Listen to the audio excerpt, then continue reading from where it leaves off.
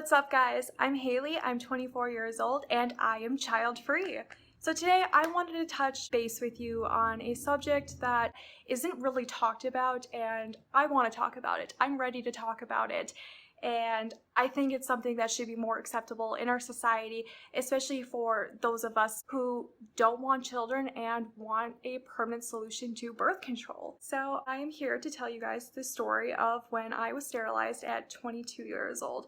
Now, I want to preface this video by saying that all opinions, all matters that I'm going to talk about relate to only me, and this was a choice that I made for myself. I would never push any of my values, any of my beliefs, anything on to anybody else. So when I'm talking about wanting to live the child-free lifestyle, it's because it's what I've chosen for myself, because it's something that I know it's what I've always wanted, and I would never push that onto anyone else. Now, I'm going to break this video up into 3 parts. I'm going to start off with giving you guys a little bit of background on my story. I'm not really going to dive into the reasons behind why I'm child-free. I'm planning to make a future video on that for you guys. So if you want to see that, definitely feel free to hit the little subscribe button and stick around. Part 1, I'm going to go over the pre-surgery, and so going over the consultations I had, preparing for those consultations. Part 2, I'm going to touch base on the surgery itself and a little bit of my experiences with that.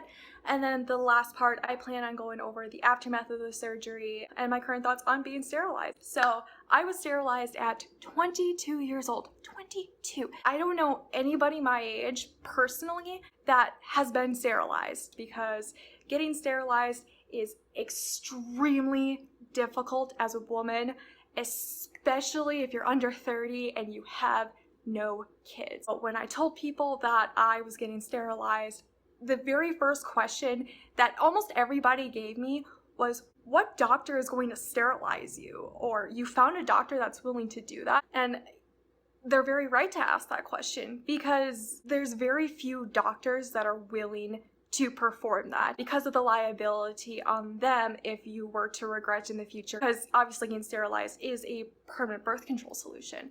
So leading up to getting the surgery, now I have been child-free my entire life. I've never wanted kids. I've never wanted to be a mother myself. For me, it just wasn't the lifestyle I wanted for myself.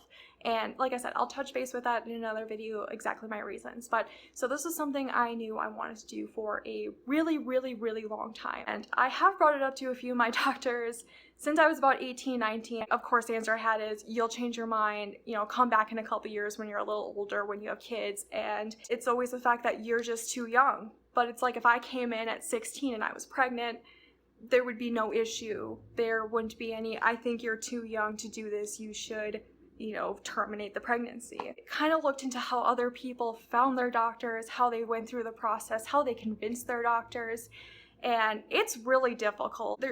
There's so many people that have gone through several doctors, several OBGYNs, and have gotten denial after denial after denial after denial. It seems like doctors tend to forget patient autonomy, and I actually have the definition pulled up here, and I'm going to read it to you guys. So patient autonomy is the right of patients to make decisions about their medical care without their healthcare provider trying to influence the decision. Patient autonomy does allow for healthcare providers to educate the patient, but does not allow the healthcare provider to make the decision for the patient. I think it's very wrong of doctors to refuse to perform this procedure on someone because they're young and because they'll change their minds. So I knew it was going to be difficult, and I needed to come up with a way to convince a doctor to perform this procedure on me. So I ended up developing a sterilization binder that I have found that other people have created that have actually helped them and have convinced their doctors to do this procedure on them. So I did a little bit of my research, and I already knew the route of sterilization I wanted to go, which was a bilateral salpinectomy. Now, a bilateral salpinectomy deals with the tubes, but instead of cutting them or tying them, it's actually fully removing the entire tube. And the reason I chose to go with the salpinectomy over the tubal ligation is it's a little more permanent, I should say. And what I mean by that is, especially with like a tubal ligation, people have gotten pregnant from those before, and so I would look into actually getting my tubes fully removed, because then you remove the risk of having an ectopic pregnancy, and you also help to prevent the risk of ovarian cancer. I brought up getting a bilateral salpinectomy to my boyfriend, who has been very supportive of this entire journey with me. And even when we got together, he knew from the very get-go that I never wanted kids. We've been together now almost 4 years, and, a question I get a lot is, why didn't he get a vasectomy? Now, for me, it's not my choice to decide what he does with his body. If he wanted to do that, by all means. But even if he wanted to get a vasectomy and did get a vasectomy, I still would have wanted this procedure because I wanted this for myself. I don't want the ability to be able to reproduce. So I decided to get myself sterilized for my own sake. After I created the binder, I set up an appointment with my primary physician. Now, I had my surgery on October 28th of 2019, so it's been a little over a year now since I had my surgery.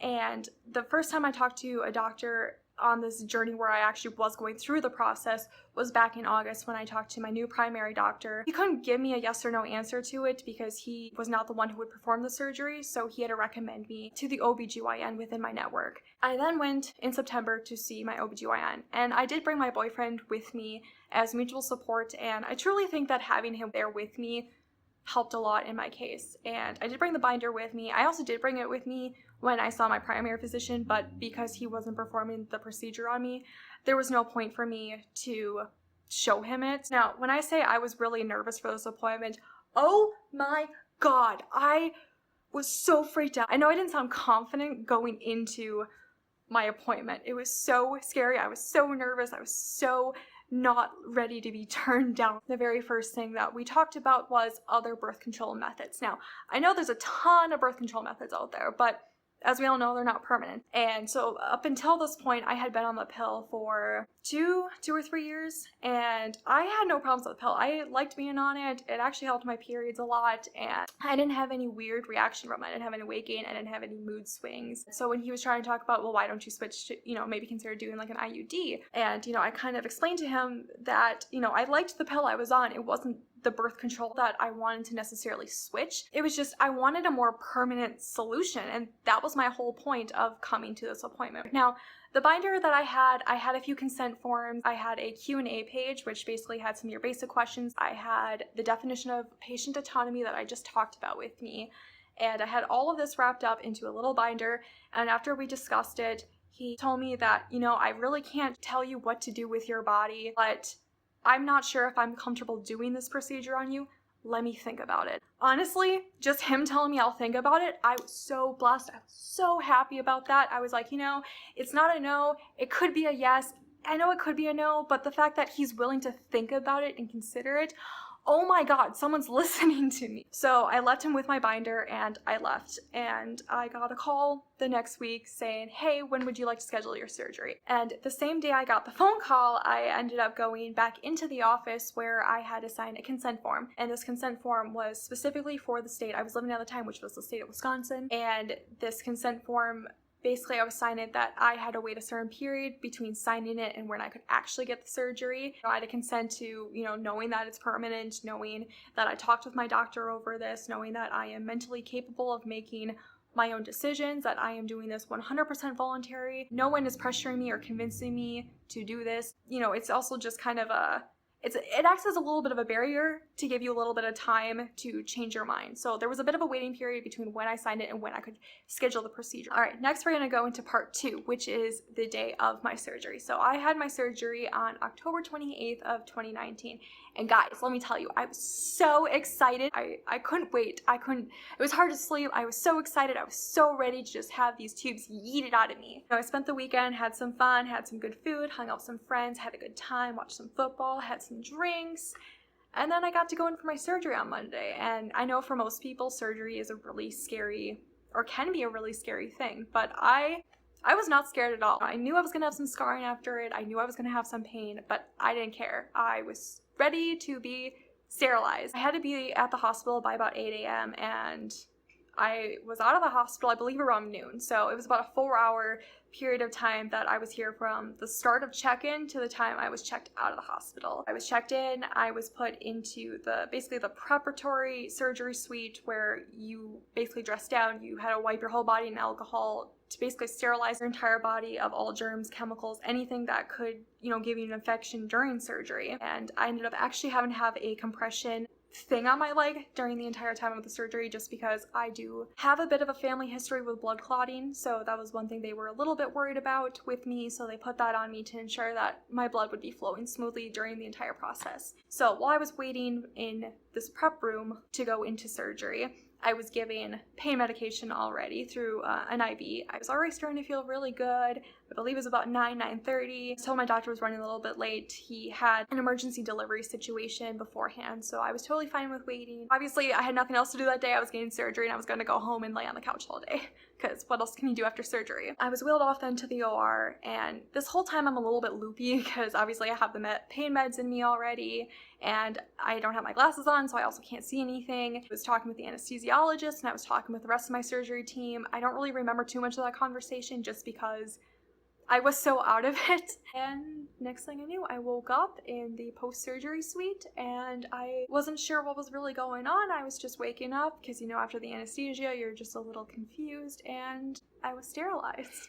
And so the day of surgery, I got to go home, wait about a half hour, an hour. After I had waken up, they wanted me to try to use the restroom, and they just wanted me to wait around a little bit to kind of get back on my feet, to kind of get a little bit of that loopiness out of me. As soon as I was ready to go, I believe it was around noon, I was taken back down to the pre-surgery suite where I was able to get dressed again, and I met up with my boyfriend who was with me the entire time I was there, and came home. And yeah, so in the aftermath of the surgery, I do have a little bit of scarring. I have 2 on the sides of my abdomen, and then I have one basically right under my belly button. I was back to work within a couple of days, and I had no problem with an infection. I had a post-surgery appointment that I had to go to within 2 weeks just so they could look at my scars, make sure they were healing properly, and just checking in on how the whole procedure went. Guys, when I tell you this procedure was life-changing, this procedure has changed my life, especially because this is something I wanted for so long. I feel so much more content with my life.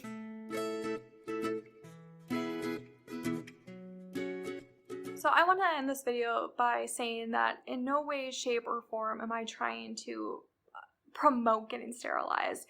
But what I want to really do with this video, and I'm hoping my future videos, is to shed some light on a topic that is a little taboo in our culture, and that is sterilization, as well as living a child-free lifestyle. There is a lot of hate towards people who choose to not have kids because there's such a stigma against hating kids, and that's not what child-free stands for. Child-free is simply choosing not to have children in your life, and I'm not telling anybody to not have children. This is just a decision I made for myself, and I know there are so many other people in our world and so many other people like me. I just want to tell those people that I am with you. I know the struggle. I know it's really hard. Keep pushing. Hopefully one day we can normalize getting sterilized, and hopefully we can make it more acceptable in our society. So thank you so much for joining with me, and I will talk to you guys later. Bye!